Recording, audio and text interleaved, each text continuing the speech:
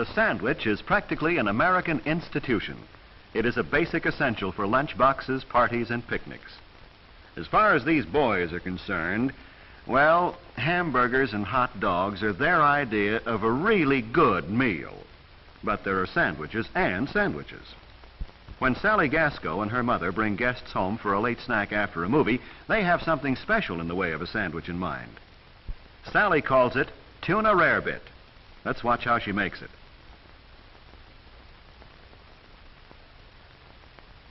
This is a sandwich for forks, an open-face creation, in other words, with a cheese, milk, and tuna fish mixture on top. The basis will be rye bread, Mother's idea. She found that the spicy caraway flavor made a good contrast to the bland fish and cheese. So the edges won't harden and curl when toasted, and so they'll be easier to eat later. She cuts them lightly with a knife.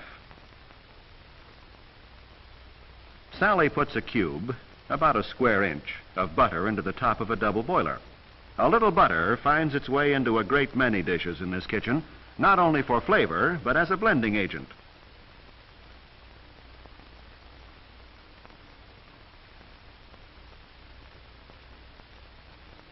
Part of the trick to entertaining unexpected guests is keeping on hand certain generally useful foods.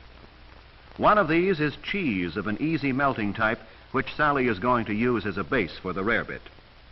To speed the melting, she cuts this into slices in the milk and butter mixture, while Mother butters the bread.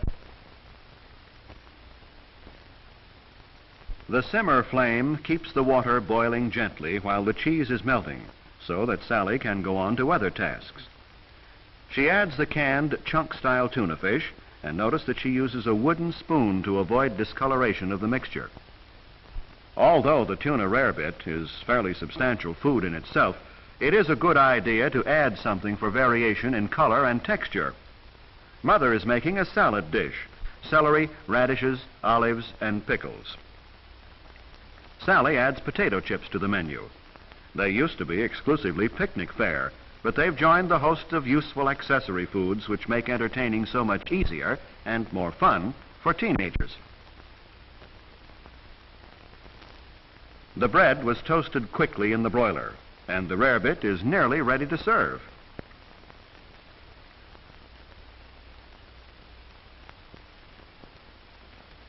Let's see, what will be the beverage?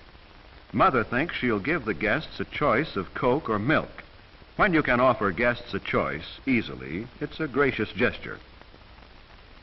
Now it's time to serve. 2 slices of toast are neatly arranged on each plate, and the filling, or perhaps we should say covering, goes on top. Sally knows you should serve cream dishes with extra caution. An effective carelessness here is no asset.